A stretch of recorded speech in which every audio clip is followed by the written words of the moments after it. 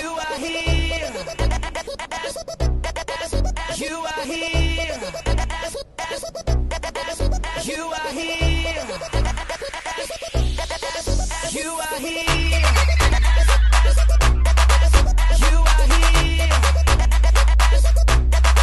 here. You are here. You are here.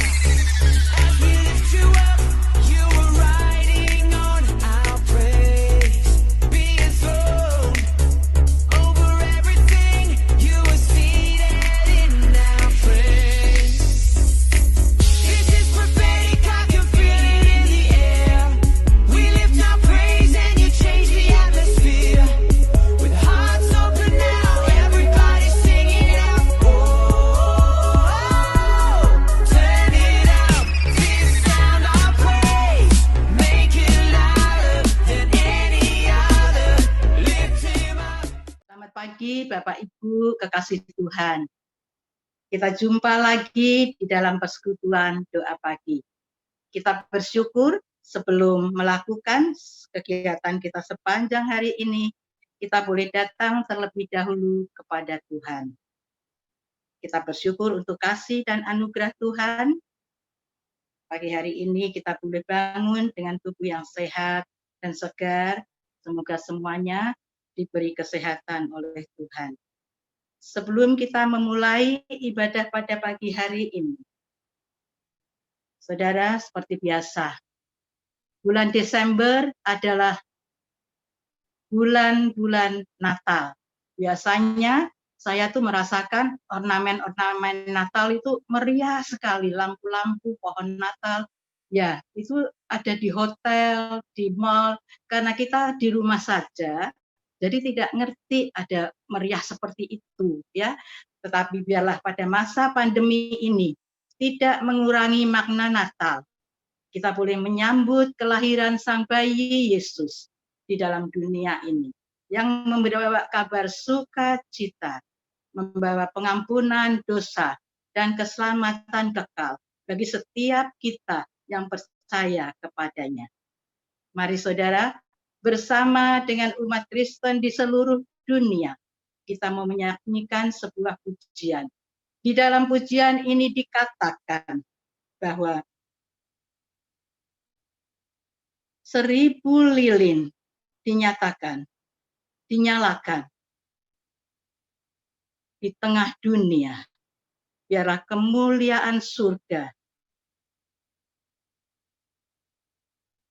hadir di dalam kehidupan kita semua. Bersama-sama kita akan memuji Tuhan. Saudara bisa menyanyikan dari rumah, sehingga kita boleh merasakan kemuliaan surga hadir di dalam hati kita.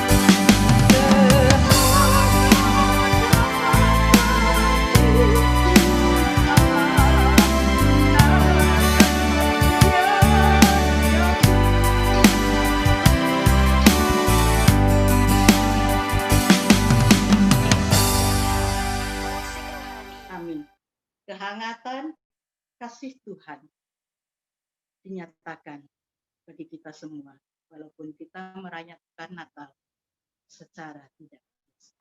Kita bersatu di dalam Bapa di surga, yang kami sembah di dalam nama Putramu yang tunggal, Tuhan Yesus Kristus. Kami bersyukur Bapa untuk pagi hari ini. Kami boleh datang terlebih dahulu di dalam persekutuan doa pagi.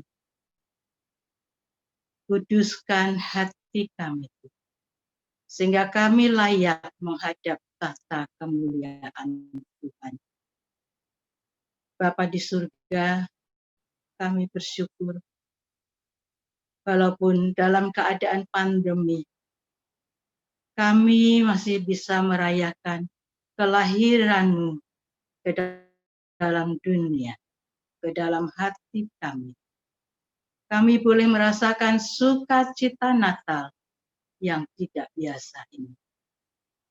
Tuhan Yesus, kami menyerahkan persekutuan doa pagi ini ke dalam tangan Tuhan. Tuhan memberkati hamba-Mu, Evangelis Bapak Indah Wijaya. Tuhan memberkati segala persiapannya untuk menyampaikan kebenaran firman. Tuhan juga memberkati hamba-Mu. Tuhan urapi supaya kami boleh memimpin persekutuan doa pagi ini. Semuanya untuk kemuliaan nama Tuhan. Terima kasih Tuhan Yesus. Di dalam nama-Mu kami berdoa. Haleluya. Amin.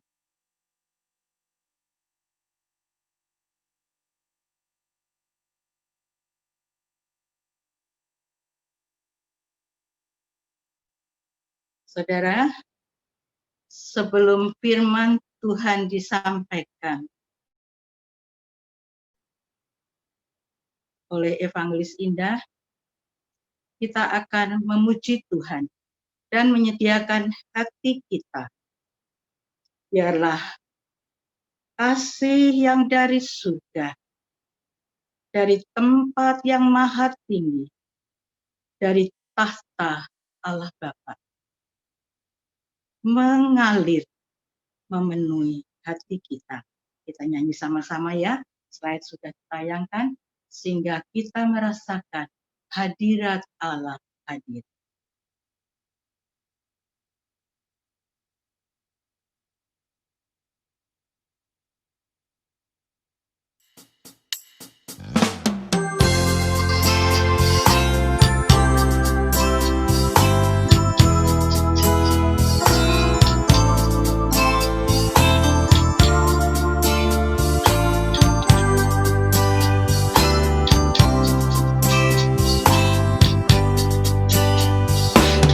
Kasih dari surga memenuhi tempat ini.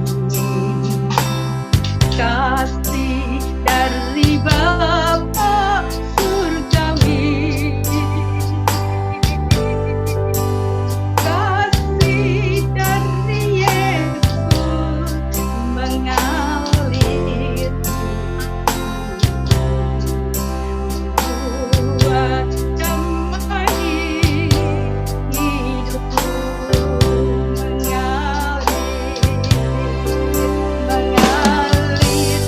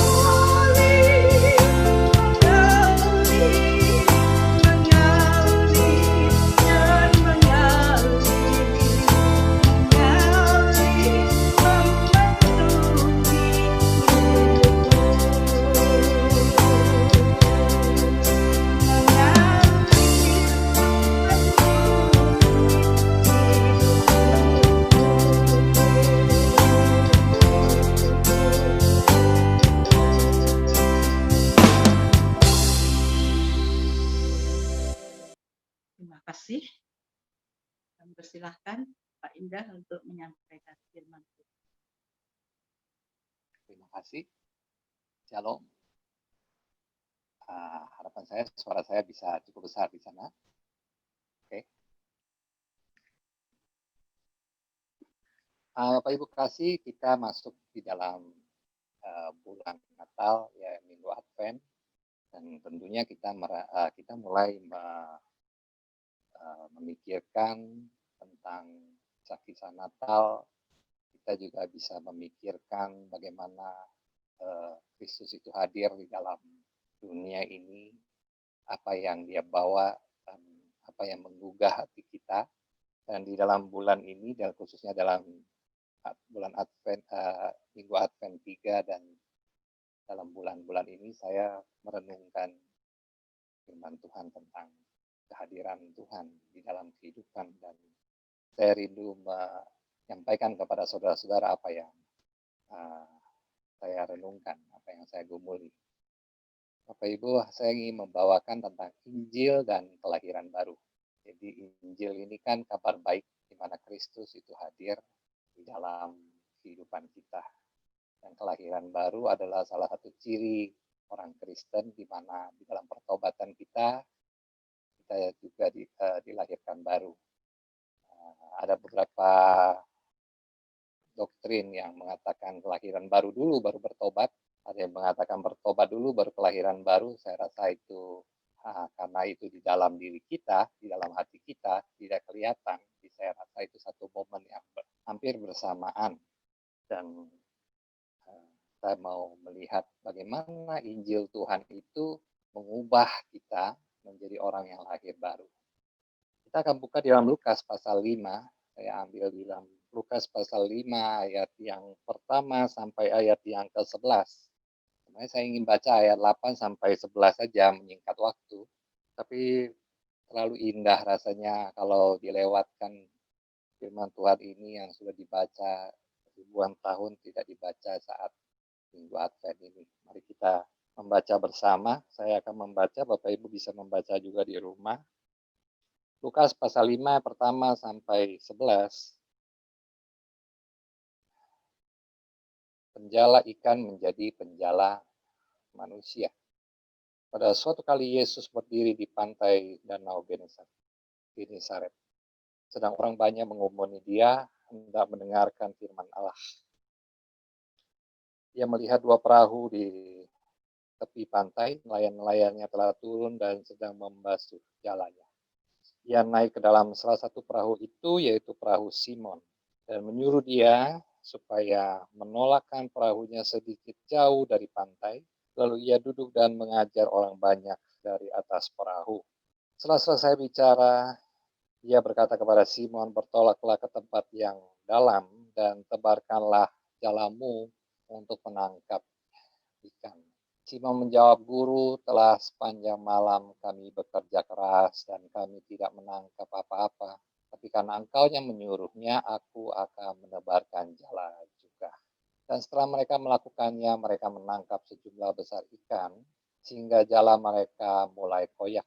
Lalu mereka memberi isyarat kepada teman-temannya di perahu yang lain, supaya mereka datang membantunya, dan mereka itu datang. Lalu mereka bersama-sama mengisi kedua perahu itu dengan ikan hingga hampir tenggelam. Ketika Simon Petrus melihat hal itu pun, ia pun tersungkur di depan Yesus dan berkata, Tuhan, pergilah daripadaku, karena aku ini seorang berdosa. Sebab ia dengan semua orang yang bersama-sama dengan dia takjub oleh karena banyaknya ikan yang mereka tangkap. Demikian juga Yakobus dan Yohanes anak Zebedeus yang menjadi teman Simon. Kata Yesus kepada Simon, jangan takut. Mulai dari sekarang engkau akan menjala manusia. Dan sesudah mereka menghela perahu-perahunya ke darat, mereka pun meninggalkan segala sesuatu, lalu mengikut Yesus. Mari kita berdoa meminta Roh Tuhan. Kiranya Roh Tuhan memberikan kepada hamba-Mu mengerti dan juga memberikan pandangan apa yang menjadi pergumulan dan juga menjadi masukan ketika kami ketika hamba-Mu juga merasakan Minggu Advent ini. Kiranya juga bisa menyentuh hati kami semua di tempat ini. Biar Roh Tuhan berbicara kepada hati nurani kami. Biar kami mulai menyelidiki hati kami, mulai mengerti firman Tuhan. Dan kiranya kami mencintai firman-Mu lebih dari apapun. Puji nama Tuhan, biar nama Tuhan yang dipermuliakan oleh firman Tuhan hari ini. Dalam nama Yesus kami berdoa. Amin. Saudara kasih di dalam Yesus, kalau kita lihat tadi, apa sih yang bisa dikaitkan tentang kehadiran kabar baik, kehadiran Yesus dalam dunia ini, dan tentang kelahiran baru? Untuk kita bertanya-tanya, ayat yang mana yang saya mau pakai? Itu ayat yang ke-8. Ayat 8 mengatakan, ketika Simon Petrus melihat hal itu, ia pun tersungkur depan Yesus dan berkata, Tuhan, pergilah daripadaku, karena aku ini seorang berdosa. Seorang yang berdosa merasakan ketika ketemu yang agung itu merasa rendah. Saudara, persingkat waktu saya ingin merenungkan kalau itu terjadi di zaman sekarang, kira-kira apa yang menjadi respon kita ketika kita mengalami masa di mana kita bisa melihat Yesus menyuruh menebar jala dan ikan itu begitu banyak didapat oleh Simon Petrus. Anggaplah Simon Petrus itu adalah kita semua di zaman sekarang. Saya melihat kesulitan kita untuk berespon persis sama seperti Simon. Yang saya lihat, apalagi yang gereja lakukan sekarang, adalah berbondong-bondong melihat 3 unsur yang harusnya dilihat seperti Simon, tetapi justru mereka melihat salah, yaitu melihat ikannya.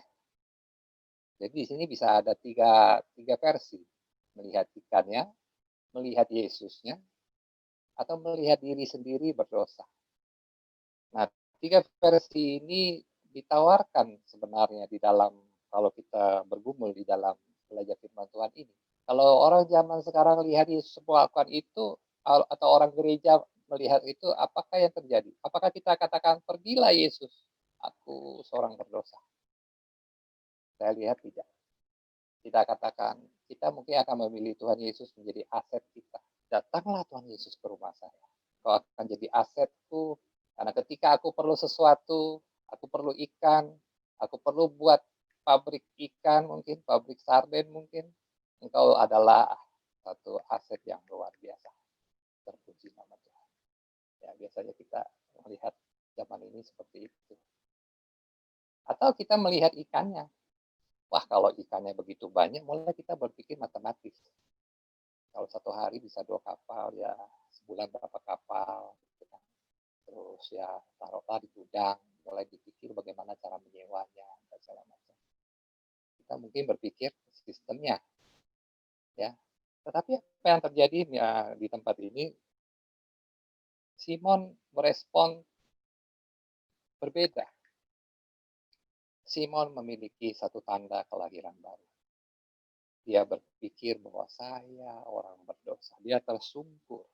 Dan respon ini direspon oleh Tuhan Yesus dengan tepat. Yesus mengatakan di ayat 10, jangan takut, mulai dari sekarang engkau akan menjala manusia. Ada satu respon bahwa dia menerima reaksi daripada Simon ini dengan baik. Dia menerima dan dia dia mungkin Tuhan Yesus melihat bahwa ini adalah reaksi yang paling tepat. Orang yang lahir baru melihat Kristus yang melakukan mujizat seperti ini, dia tidak melihat ikannya, dia tidak melihat Yesusnya, dia melihat dirinya begitu kecil. Apakah kita bisa berespon sedemikian? Nah, Bapak Ibu, kita mungkin melihat bahwa kelahiran baru seperti ini tidak begitu terasa ya. Saya ingin berikan 2 cerita untuk mempersingkat waktu. Cerita pertama ini tentang seorang yang sudah bekerja begitu lama, dia ingin pensiun. Ya. Jadi ingin pensiun, maka dia mulai melihat apa yang bisa dia kerjakan, dan dia perlu modal, bukan? Nah, dia melihat dia hanya punya satu rumah. Rumah yang dia beli mungkin waktu itu masih tak begitu mahal, dari tanah, terus dia mulai bangun dari fondasi dan mulai besar. Ya mungkin kira-kira 20-30 tahun yang lalu dia bangun rumah itu. Dan rumah itu mungkin sudah agak sedikit tua, dan itu merupakan aset satu-satunya yang bisa dia jual. Jadi dia menjual kira-kira mungkin angka-angka 10-15 miliar, angka yang fantastis ya, karena memang zaman-zaman dulu mungkin tanahnya gede, rumahnya gede ya kan. Zaman-zaman sekarang mungkin karena sudah mahal jadi kecil. Dia mulai berpikir, wah ini kalau saya jual berarti saya akan pensiun dengan tenang. Maka dia mulai berpikir, bagaimana ya, saya begitu mencintai rumah ini, mengasihi rumah ini, karena inilah merupakan seluruh hasil saya, dan saya tinggal di sini udah begitu lama. Saya tahu seluk beluknya, semua bagus. Memang sih sudah tua, modelnya udah tua. Jadi dia ingin menjualnya, tapi dia pikir dia tidak mau menjualnya dengan sembarangan, karena dia sangat mencintai rumah itu. Dia membuka 20 miliar Bapak Ibu. Ketika dia buka 20 miliar, maka terdengarlah orang-orang sekitar kan, mulai melihat, wah ini sudah 20 miliar, mahal ya. Tapi ada seorang yang muda, yang biasa, dan mungkin ya, baru memiliki toko beberapa, dan dia akhirnya pikir, saya mau punya rumah, mau yang terbaik. Dia datanglah ke bapak itu, dia katakan, berapa Pak? 20 miliar. Wah mahal ya.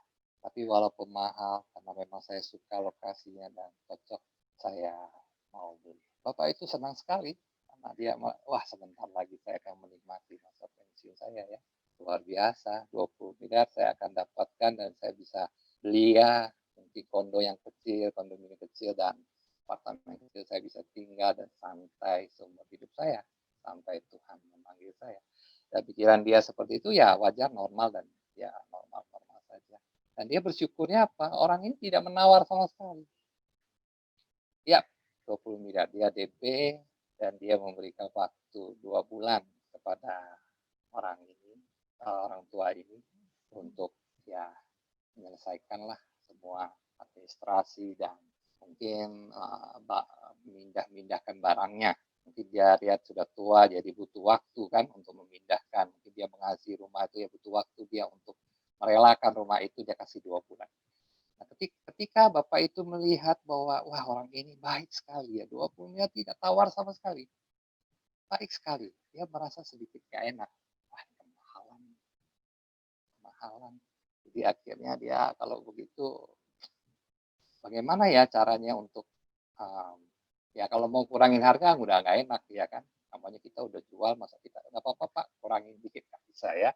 Nanti dia mau, oh begitu, kamu menipu saya, takutnya begitu kan. Jadi dia kata, wah kalau begitu saya akan coba merenovasi tempat-tempat yang kira-kira jelek.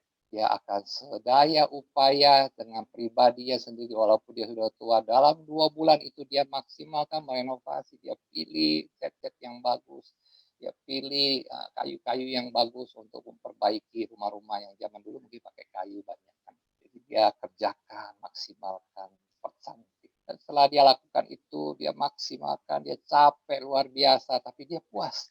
Karena dia seperti merenovasi rumahnya sendiri kembali ya. Dia melihat, waduh cantik sekali rumah saya ini. Semakin rasa tidak mau jual. Tapi ya sudahlah, ini karena harga begitu tinggi, saya juga nggak enak sama bapak yang beli ini, saya memperbaikinya sampai luar biasa bagus. Akhirnya orang itu melihat, datanglah 6 hari sebelum hari jadi, serah terima kunci, bapak itu datang, si pemilik yang beli ini datang. Yang mana rumahnya Pak ya? Oh yang ini dengan bangganya ya. Wah ini bagus nih rumahnya nih, udah bagus. Perasaan saya rumahnya bukan sebagus ini kemarin ya. Bapak kerja 2 bulan ini ya Pak untuk merenovasi. Iya, dia pikir luarnya saja. Ketika dia masuk, wow luar biasa. Semua diganti, keramik bagus. Dan dia katakan, ini luar biasa Bapak ini mau jual tapi kok kelihatannya merugi ya. Ya jualannya kok begini caranya. Jadi dia katakan, tapi dengan sedikit tersinggung atau marah dia kata, "Kenapa Bapak merenovasi rumah ini?" Pertanyaannya. "Ya, saya nggak enak," katanya, "saya ingin servis kepada Bapak, bahwa ya harganya Bapak tidak tawar lagi, bahwa ini yang terbaik saya bisa." Wah, Bapak, saya ini sebenarnya tidak mau rumahnya, saya tuh butuh tanahnya. Saya mau robohin ini rumah, katanya. "Kenapa?" Wah, Bapak itu hampir pingsan katanya ya. Ya kan, "Kenapa? Kenapa harus roboh? Ini kan bagus rumah." "Iya Pak, tapi saya nih mau bangun rumah bertingkat tinggi. Saya tidak mau rumah yang zaman dulu. Saya mau robohin." "Kenapa Bapak tidak kasih tahu Bapak mau renovasi? Kalau Bapak kasih tahu, saya kasih tahu. Saya nih mau robohin, saya nggak perlu rumah Bapak. Saya akan hancurkan." Bapak itu dengan sedih sekali dia kata, "Aduh, kalau tahu begitu 2 bulan ini dengan sia-sia saya lakukan apa yang saya kerjakan." Nah, Bapak Ibu, ini satu ilustrasi bahwa kalau kita lihat ya, Kristus itu sudah membayar kita lunas seperti seorang pembeli rumah tadi. Dia sudah bayar lunas seluruh kehidupan kita. Dia bayar lunas. Tapi apa yang kita lakukan? Kita sering merasa nggak enak. Oh, Tuhan sudah kasih aku kehidupan. Dia rela mati di kayu salib. Dia memberikan segala sesuatu kepada saya. Maka saya mau memperbaiki diri. Apa yang lama-lama saya renovasi, buang yang jelek-jelek, ya, belajar budi pekerti yang lebih baik, belajar yang agak lebih bagus, terus mulai kerja sosial supaya kelihatan bagus, supaya Tuhan Yesus tuh senang ketika melihat saya ini kelihatan lebih baik. Semakin lama semakin baik. Dengan apa yang ada pada saya yang dulu, saya perbaiki. Dengan ilmu yang ada pada saya dulu, saya lakukan yang terbaik, makin terbaik, makin terbaik. Itu dalam pikiran kita. Sama seperti Bapak yang merenovasi itu. Tapi apa yang dijawab oleh si pembeli? Apa yang dijawab oleh si pembeli? Saya tidak butuh itu. Saya tidak butuh kerjamu. Saya memberikan grace kepadamu. Saya beri anugerah, bayar lunas. Tapi saya tidak perlu kerjamu yang sia-sia itu. Saya tidak perlu hidup lamamu. Saya perlu hidup yang baru. Saya akan robohkan seluruh ego. Robohkan apa yang kamu tahu. Kamu harus anggap itu sebagai satu kerugian yang ada di dalam hidupmu. Setelah kamu rugi, kamu rasa kamu tidak ada sesuatu yang bagus dalam kehidupanmu, aku mulai akan membangun rumah itu. Roh Kudus akan mulai membangun dan membangun. Mulai naik dengan versi Allah. Nah, Bapak Ibu, kita memang melihat ya, kehidupan orang yang baik, Kristen yang baik, mungkin Kristen sudah dari kecil. Dengan orang Kristen yang tetapi tidak lahir baru, dengan orang Kristen yang lahir baru, itu bedanya ada tipis. Dia berusaha, sedangkan orang Kristen yang baru ini lebih let it go, lebih merelakan. Itu berbeda. Kalau satu ini mengusahakan, memoles, terus memoles seperti kelihatan bagus, satunya merelakan. Itu bedanya. Yang kedua bedanya, kalau yang satu itu egosentris. Dia poles kehidupan, hidupnya untuk diri, pandangannya ke dirinya. Semuanya untuk kemuliaan dirinya. Ya, dia berkata untuk kemuliaan Tuhan. Tapi yang diperbaiki dirinya. Sedangkan orang yang lahir baru, itu dia melakukan untuk kemuliaan Tuhan. Ada satu pernyataan dari seorang hamba Tuhan yang saya suka. Saya baru temu dalam beberapa minggu ini. Dia mengatakan begini. Ketika Roh Kudus di dalam hati kita, dia membentuk sesuatu yang baru di dalam hati kita. Suatu hati yang tidak pernah dipuaskan dengan kenyamanan dan kesenangan hidup. Suatu hati yang tidak pernah dipuaskan dengan kenyamanan dan kesenangan hidup. Ya, kita bisa senang dan menikmati itu di dalam Tuhan sih, bisa. Tetapi kegirangan yang tertinggilah yang sebenarnya yang kita perlu adalah jikalau hati kita itu sadar bahwa kita hidup menjalani dan menggenapi kehendak Allah di dalam hidup yang hanya satu kali. ya. Jadi tetapi kegirangan yang tertinggi adalah kalau hati kita itu sadar bahwa kita hidup menjalani, ya, ada let it go ya, menjalani dan menggenapi kehendak Allah. Jadi sudah ada Tuhan berikan, kita jalani di dalam hidup yang hanya satu kali ini. Jadi fokus kepada kemuliaan Allah. Nah, sedikit perbedaan, saya kasih satu clue contoh ya. Orang yang egosentris, bisa dia belajar dengan mungkin dari tradisi, dari apa yang dia pernah dapat di dalam kehidupan dia. Orang yang lahir baru, dia akan melihat apa yang ada di dalam firman Tuhan, yang merupakan kemuliaan Tuhan. Dan di sini ada sedikit perbedaan yang perlu hati-hati kita pikirkan. Apakah saya membangun di atas dasar diri saya? Atau saya berharapkan Tuhan membangun di dalam kehidupan saya? Ya jelas firman Tuhan yang dia bangun, tidak ada yang lain. Nah, ada satu cerita yang terakhir saya ingin sampaikan. Mudah-mudahan bisa semakin membuat kita mengerti. Ini saya baru dengar juga. Jadi ada satu misionaris dari luar negeri yang menjadi dokter spesialis di satu daerah di Jawa, di kampung. Nah, di sana dia banyak mengurusi orang-orang yang non-Kristen. Jadi dia ya sebagai misionaris dia jadi dokter spesialis di sana. Nah, di dalam perjalanan pelayanannya ada satu kisah yang dia ceritakan. Dia melihat ada satu Habib yang radikal. Ya, kita kan sekarang lagi musim-musim yang seperti itu ya, kita bisa tahu ya. Habib yang radikal bertobat. Jadi kita tidak boleh menyampingkan habib-habib radikal. Orang-orang yang begitu radikal itu biasanya belajar dengan baik. Dan ketika dia tersentuh, dia bisa balik 180 derajat. Kita perlu, kadang-kadang kita perlu menghargai mereka. Karena ini calon-calon orang-orang yang bisa dipakai Tuhan. Seperti Paulus, ya kan? Kita ingat kan, Paulus sendiri seperti itu. Jadi, ketika dia sudah bertobat, sudah dimenangkan, singkat cerita dia mau dibaptis.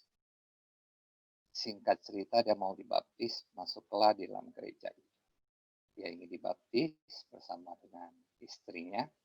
Jadi Habib ini yang radikal ini, dia sudah siap menghadapi apapun yang terjadi. Mungkin orang akan mencemooh dia dan segala macam. Ketika dia ingin dibaptis, apa yang terjadi? Jadi misionaris ini cerita bahwa dia bawa cucu. Cucunya keluar ke gereja ditumbur mobil. Jadi ini kisah nyata. Ditumbur mobil, kepalanya hancur. 3 tahun. Anak ini 3 tahun. Jadi cucu ini sudah meninggal di saat ditumbur. Semuanya rame. Mereka sudah selesai baptisan. Bapak Habib itu keluar bersama dengan istrinya. Dan sudah rame-rame. Orang berpikir, wah ini cucu Habib. Habislah supirnya. Ya supir itu gak bisa buat apa-apa ya. Dia sudah menyerah. Apa yang terjadi ya terjadilah. Udah tidak bisa buat apa-apa. Habib ini begitu punya kuasa di sana. Begitu radikal. Tapi dia sudah lagi bertobat nih Bapak. Coba kita pikir ya. Kalau saya stop cerita ini dulu. Terus versinya Bapak Ibu lanjutkan. Kira-kira itu kalau kita yang lihat begitu. Apa pikiran kita? Saya waktu dengar ceritanya saya pikir, wah dia akan ngamuk sekali. Dia akan pikir, Tuhan ini mana? Saya lagi dibaptis loh. Kok cucu saya bisa mati ketika saya dibaptis? Tuhan macam apa itu? Saya rasa orang Kristen pun bisa berpikir begitu. Apalagi kalau kita melihat seorang Habib yang kita jaga-jaga jangan sampai terjadi apa-apa. Baptis selesai, suruh dia introspeksi diri. Ada kejadian. Tuhan menguji. Dalam pikiran saya dia akan buang itu Alkitab. Dia katakan, nggak jadi. Saya tidak akan jadi orang Kristen kalau begini caranya.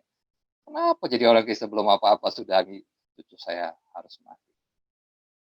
Tapi anehnya Bapak Ibu, ketika cerita itu berjalan, saya tersentuh. Jadi pada waktu anak itu, Habib itu keluar, sudah dibaptis, dia mengangkat cucunya yang 3 tahun itu dengan kepala sudah hancur. Dan dia memandang kepada supir. Dia mengatakan, aku mengampuni kamu. Pergilah. Aku mengampuni kamu. Dan pergilah. Saat itu, si misionaris yang di belakang itu mengatakan, ajaib luar biasa. Roh Tuhan menguasai dia. Roh Tuhan itu turun. Dia katakan, saya melihat roh Tuhan itu turun di dalam kehidupan. Sebenarnya kita tidak bisa lihat. Tapi kita melihat apa yang dia lakukan itu bukanlah berasal daripada apa yang dia tahu di dalam pelajaran-pelajaran dia pada saat dia di pesantren. Pelajaran-pelajaran itu dia tidak dapat di dalam hati dia mungkin seorang yang baik. Pelajaran itu mungkin tidak sampai ke titik puncak itu. Pelajaran itu mungkin dia tidak pernah dengar di kalangan kehidupan dia di kalangan pesantren. Tapi dia bisa melakukannya. Kalau itu bukan karena roh Tuhan, tidak mungkin dia bisa mengatakan hal ini. Kalau itu bukan karena dia melihat Kristus yang rela mati untuk dia, tidak mungkin dia bisa mengatakan. 2-3 kali saya dengar pasien itu, saya selalu menangis. Saya bisa melihat kelahiran baru seseorang itu nyata di dalam kehidupan orang-orang yang percaya. Kita tidak membawa apa yang lama. Yang lama itu kita bisa bawa. Tapi yang baru itu penuh dengan pengorbanan-pengorbanan kehidupan. Karena kita berpikir jadi orang Kristen itu lurus-lurus saja. Oh, jangan. Ada kelahiran baru yang kita rasakan itu harus terbukti dalam kehidupan kita. Bagaimana kalau itu terjadi dengan versi yang berbeda? Oh Tuhan, di perusahaanku hancur. Mungkin ada yang menipu kita, ya sudah aku ampuni kamu. Pergilah. Terpujilah nama Tuhan. Bisakah kita mengatakan demikian? Kalau mungkin anak-anak kita meninggalkan kita, aku mengampuni kamu. Pergilah. Terpujilah nama Tuhan. Mungkin anak-anak kita menyakiti kita, aku mengampuni kamu. Terpujilah. Mungkin rekan kita, mungkin hidup kita di dalam kondisi yang sulit. Aku terima Tuhan. Terpuji. Dan aku mau melihat apa yang Tuhan mau katakan di dalam hidupanku. Dan dia mengatakan di Natal ini, jangan takut. Fear not. Mulai dari sekarang, engkau menjadi penjala manusia. Ini yang kita dapatkan dalam Tuhan. Ketika Tuhan melihat kita sudah memiliki reaksi yang tepat di dalam kehidupan ini, dia perlu tanda, dia perlu melihat seberapa kita kuat. Dan setelah itu, bangunan demi bangunan dibangun. Dia buang yang lama, dia berkata, jangan takut. Mulai sekarang, engkau harus berjalan. Inilah Injil dan kelahiran baru. Di mana Kristus datang bukan untuk happy-happy. Natalan bukan untuk happy-happy. Kristus lahir di kandang domba. Karena dia adalah anak domba Allah yang harus dipersembahkan. Jadi make sense. Make sense dia harus di kandang domba. Karena dia adalah domba Allah yang sulung yang akan dipersembahkan. Jadi kelahirannya menunjukkan jati diri penyalibannya. Jadi dia harus di kandang domba, tidak bisa di kerajaan. Jadi tanda pengosongan dirinya merupakan satu teladan yang bisa kita dapat. Pengosongan dan penyaliban. Yesus katakan, pikulah salib. Jadi Natal mengingatkan kita bagaimana kita lahir baru, memikul salib, mengosongkan diri, dipakai oleh Tuhan untuk kemuliaan Allah menjadi penjala. Demikian yang bisa kita renungkan pada minggu Advent ini. Pagi ini kiranya menjadi berkat bagi kita. Kita berdoa sekali. Terpuji nama Tuhan, hamba-Mu sudah bisa menyampaikan, walau dengan terbata-bata Tuhan saja yang membuka hati kami, mengoreksi hati kami. Mungkin kami masih merasa belum mencapai titik yang benar di hadapan Tuhan. Dan kami ingin terus merasa bahwa kami kurang. Kami ingin merasa bahwa kami kurang mengosongkan diri, kurang mengikut salib-Mu, mengangkat salib. Kami mau Tuhan pakai kami di dalam kehidupan kami. Di Natal ini, di akhir tahun ini, biar kami bisa merenungkan, Tuhan mau pakai kami apa? Tuhan, kami ingin melihat Petrus yang begitu mendengar, melihat begitu takjub. Dia melihat dirinya begitu berdosa. Dan dia meninggalkan semua apa yang ada padanya. Dan dia mengikut Kristus. Waktu kami tidak panjang, Tuhan. Kami mau jemaat-jemaat di tempat ini juga mulai melihat pekerjaan-pekerjaan Tuhan. Di mana kesempatan demi kesempatan terkadang kami lewat. Kami ingin Tuhan melihat tanda-tanda dalam kehidupan kami. Walaupun mungkin dalam penderitaan, kesulitan, kami bisa menghadapi dengan mengatakan terpuji nama Tuhan. Karena Engkau Allah yang Immanuel dalam kehidupan kami. Hati persekutuan doa kami ini Tuhan menyampaikan dalam nama Yesus yang berdoa. Amin. Terserahkan.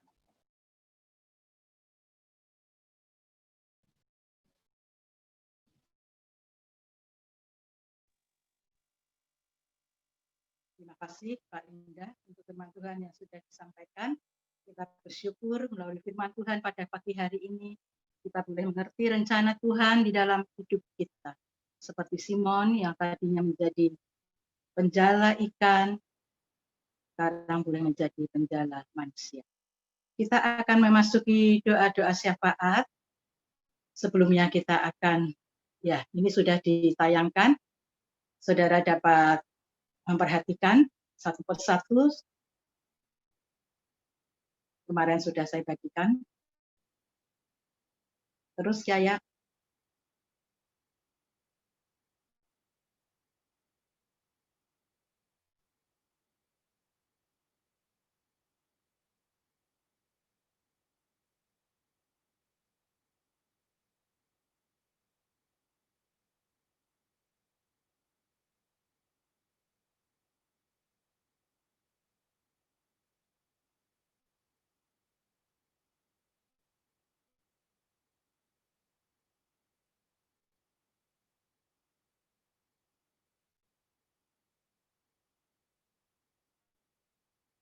Ya.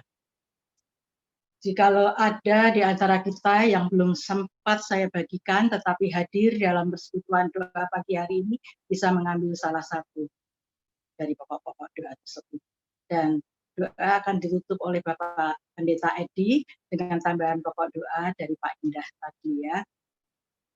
Untuk Natal pada hari Sabtu ini dari kelompok persekutuan Pak Indah. Saudara, ketika saya mengangkat tangan, Tuhan Yesus turun tangan. Oleh sebab itu, marilah serahkanlah hidupmu pada Dia. Karena hanya di dalam namanya ada jaminan kekal. Berserah pada Yesus, berharap pada Yesus, Dia akan memberi kedamaian yang abadi.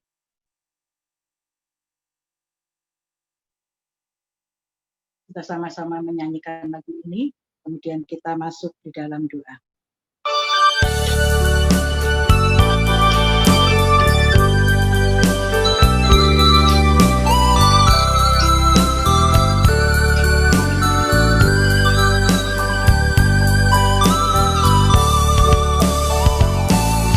Makanlah hidupmu padanya, serahkanlah seluruh persoalan.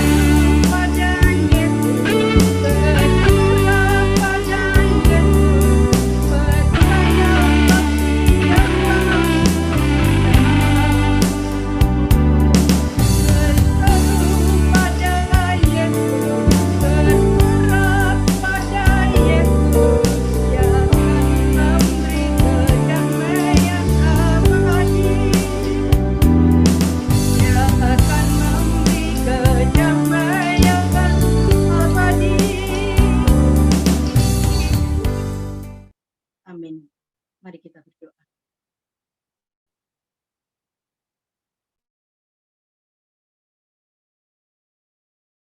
Salam berkati diri. Kami mengingat juga ya Tuhan untuk jemaat-jemaat di kami pengharapan. Bila pagi hari ini kami boleh bersama-sama mendukung doa dan memohon pada Engkau ya Tuhan. Berkati kami semua ya Tuhan.